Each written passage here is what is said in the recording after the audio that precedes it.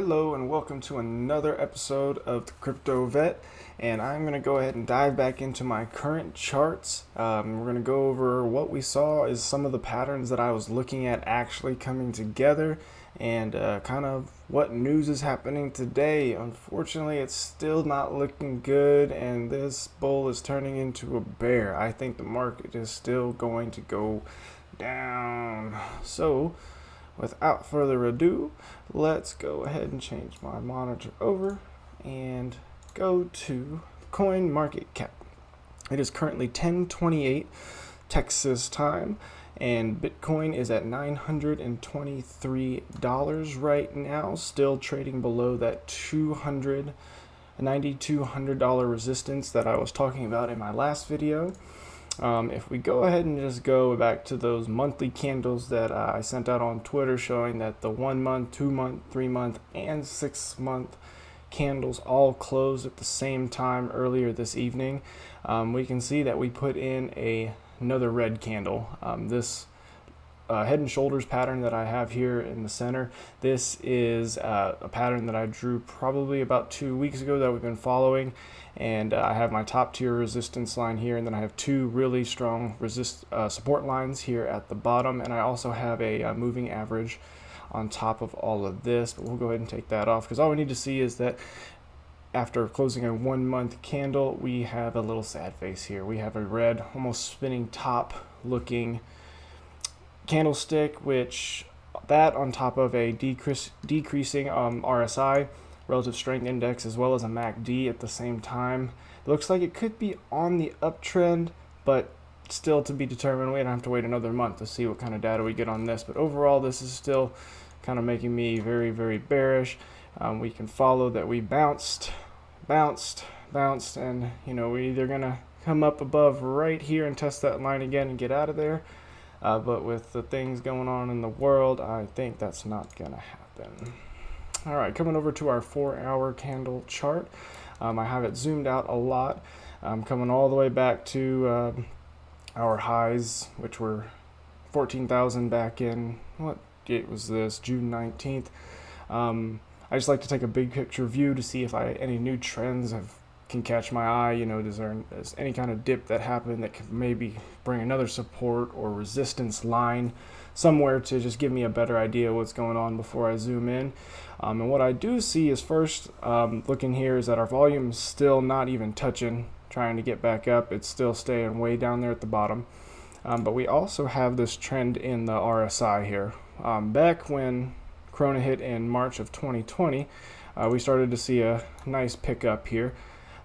Everything was going good and we topped out. That same top out there is where we started this little wedge to the bottom. If we follow our RSI, we are in that same downtrend now. This makes me think that we are more bearish than bullish on the big picture as well as on the little picture. If we go to, again, my weekly candle chart that has all of my templates still on it just to see, we can see that we didn't quite follow it all the way to a T, but the line that I drew as far as resistance is showing to be right where we're kind of indecisive at, and this was a Fibonacci line that I drew, 0.5 Fibonacci line here, not the 0.618. The 0.618 was the brim of go from our left shoulder to our head, and then the 0.5 is coming in right where we are at right now. So again, these are just my insight into just how Bitcoin is going right now. Remember, I am a doctor/idiot. I'm not a financial advisor. Wait, other side. See right there. Don't take anything I do for sell your stocks, sell your Bitcoin, nothing like that. I just do not think good things are happening right now. But I'm going to keep this up just to keep an eye on it. So overall, I am still very, very bearish on Bitcoin. I think that we are looking at levels close to about the 8,000 big even will be a good test point for where we'll go. That's if we break through the 8,800. That has been holding us very, very strong to begin with. Now on to other news. Just as far as my TA goes, I'm not seeing enough push through our very strong resistance lines to give me anything that's saying like, yeah, for sure, I would start buying now. Nothing is telling me to buy, not even the hash ribbon here. If this hash ribbon is correct that we are supposed to buy, it's going to have to take a dump first and then go up before we'll actually get the blue sign, and some people will agree with me. So these macro factors here, so this is off of Bitcoinist.com. Cole Peterson says, these macro factors show that Bitcoin bears are gaining control of Bitcoin. This doesn't make me happy. This is just how it is, okay?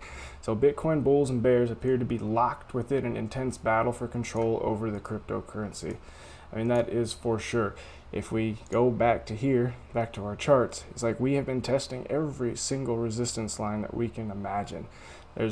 We break out a little bit, but we can hardly ever stay above it long enough. So here we bounced off of it. We've used and bounced off of it here, but then we used it same thing as a resistance that was recently a support earlier in the day.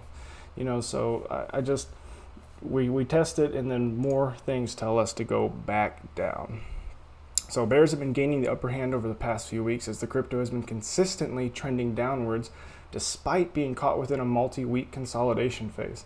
I mean, I agree with that. We have been in for 2 months trading within a very, very small window. Where we're at 9,900 and 85, 8,600. So with all of that trading in such a close amount, we've stayed within that. Yeah, where things are consolidating and it's getting more volatile. So it's either going to break to the upside or it's going to break down, one or the other. And the longer we stay in it, the more violent the breakout. So presently, Bitcoin is trading just above a crucial support level that appears to be growing weaker due to it being tested on multiple occasions over the past few days. As the benchmark cryptocurrency's monthly close fast approaches, there are a few macro factors that suggest bears may soon have full control over it. He said, we'll see. He said, I think right now that there's way more bulls in the market, but with all these things going on in the world, there are these bulls going, I don't know, I think I might maybe just wait just a minute and kind of see how this goes, right? Yep, so there's my big chart that I've just been watching to see how everything lines up. So there are still some good things that could happen. A bullish case where Bitcoin grows as Bitcoin whale population tops 3-year high. Okay, I think that this could be just as good as it can be bad. Having a whale come in and buy up a bunch or buy at crucial moments can, yes, drive the price up or down. But if you had that much Bitcoin, what would you do with it? I mean, if I saw this right now and somebody was about to go low, I thought I might lose a bunch of money because it's exponential. The more Bitcoin you have, how much, gains or losses you can have here. This can be good or bad. So I think if you're a whale and you ever do see this, do the right thing, because you can really move the market compared to some kind of trade that I make that's a few Bitcoin versus yours being a few hundred Bitcoin at several $100 million. But right here it says that if you're new to the channel, don't know what that means. The term whale is used within the crypto industry to describe any individual investor that holds a large amount of Bitcoin. So that's what you want to be if you're new to this. You want to be a whale. So that way you never have to worry about this again. So this article says, why is the rise in whales a positive sign for Bitcoin? Some analysts believe that a high number of whales in the cryptocurrency market is not ideal because it can concentrate the market into the hands of a few market makers who impact liquidity. And just like I was saying, if they try to sell everything out, they could lock up an exchange. People wouldn't be able to buy. If you're trying to buy on that exchange, you might not get the price filled that you want because they're trying to fill 500 orders just to fill this one order on the sell side. So, it could be good or bad things. But, if somebody decides to put in a big order of buy and the candle jumps up for a bit, that could be all it takes to get us in a ridiculous bull run. But then again, every market is manipulated. So, it's just, excuse me, how the technology you use or what you're doing and how you do it. So that was all I wanted to show you on this, just so I know there was a couple things I saw on Twitter where people showed that there was a new whale address or something 007 and this guy have come back out of retirement to do Bitcoin. So whatever the case, I thought I would let you know that those guys are back into the mix. And last thing I was going to put up as far as Bitcoin itself, or for Bitcoin itself, is there's a blockchain startup named Keerobo solves crypto's irreversible transaction problem. It says here, Keerobo on today, June 30th, 2020, has discovered a way to retrieve cryptocurrency that has been sent to the wrong address. This was a huge complaint that a lot of people were like, well, what if I accidentally type in a number wrong? Or what if I do this? What if I do that? Well, before you would have been screwed, but now apparently this company, who my buddy says I think is with a holding company right now and about to be potentially IPO'd, don't quote me on that, but definitely look into it if you like stocks. They're about to be IPO'd. This could be a huge jump in stocks, as well as good things that can happen to Bitcoin that can make this more user friendly for anybody who's not as tech savvy or not as I can't think of the words I'm going for. So it's if whoever's not as tech savvy can just take this and have a little bit more sense of security. Sense of security is what I was going for. That their money is in good hands. So Keerobo's solution forms part of a logic layer that gives users the crypto service provider's new capabilities. This includes the ability to cancel a transaction sent to the wrong address. So if you accidentally type in the wrong thing, you may be good on your Bitcoin when it comes to this. Their aim is to make blockchain transactions as simple and as secure as online banking, says Assam Naeem, CEO of Keerobo. And then the last piece of news that I thought was pretty good in showing that regulation and approval of cryptocurrencies is coming very, very quickly all across the world is right here. The first rupiah-backed stablecoin launches on Binance and Toko Crypto. So this is great news. A lot of people who are in the crypto space know about USDT, which is the link to the US dollar. It's a stable coin for the US dollar. So when you have money in exchange, you could buy USDT or sell into USDT, so that way it stays at that and your investment is not susceptible to inflation or deflation based off of whatever coin you were going to purchase. So it's a good intermediary. So that just shows that we have a cryptocurrency in the US that is kind of similar to the US dollar, but not exactly. And then we have here the potential promotion of other stable coins like this, which would be perfect for something like XRP to give on-demand liquidity to the whole world, and then you trade it in XRP, you get your stable token for whatever part of the world you are in, and ta-da, the money system is good. Major cryptocurrency Binance and Indonesian exchange Toko Crypto have listed a rupiah-backed stablecoin, Binance IDR. So according to an announcement today, Binance and Toko Crypto users can now trade BIDR against Bitcoin, Binance Coin, Binance USD, Tether, and Ether. Users will also be able to directly purchase and redeem the stablecoin at a rate of 1 Indonesian rupiah each. So, as a part of Binance expansion plans, is pegged to Indonesia's fiat currency and runs on Binance Chain. Binance CEO, I'm not going to say it because I am going to misspell it, you can just make up how you want that to sound, claims that this is the first stablecoin pegged to this fiat currency and was made possible through ample collaboration between the two exchanges. And stated here, stablecoins are an important channel for fiat money to spread around the crypto ecosystem. BIDR, in particular, is especially important in supporting our growing number of users who are trading and buying cryptocurrencies with the Indonesian rupee. So, that, I think, is wonderful news. But overall, as far as the tug of war match goes with the Bears and the Bulls, I think COVID-19 will always be on the Bears side here, and it is shooting up here in Texas, as well as all over the U.S. Our daily change has increased, to about 4,000 to 6,000 cases a day. Whereas the last time this occurred, we were at 600 to 1,000. Now I get our testing abilities, our knowledge, our surveillance of the topic has increased drastically. I understand that. However, that's still a big ass change.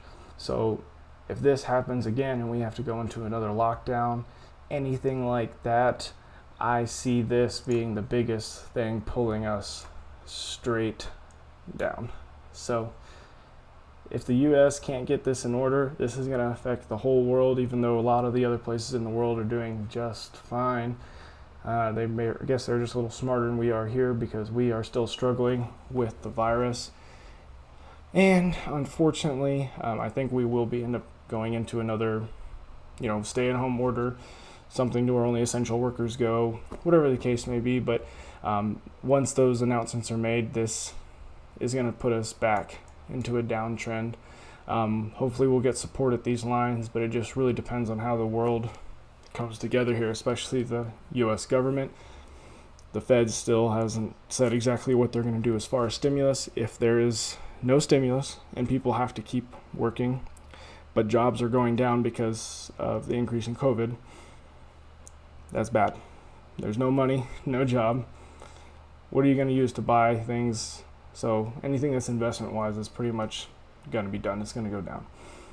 If we could get some sort of quarantine in, get a stimulus out, that might cushion the things for now, but depends on how we follow the stimulus or follow the quarantine, and then how much stimulus is given on whether or not we can recover from this. And then even then, all the stimulus money is supposedly going to be paid back at some point. So it just depends on what plan has to go from there. So this is my quick go over on Bitcoin and where I think it's going to go, as well as some news in the cryptocurrency.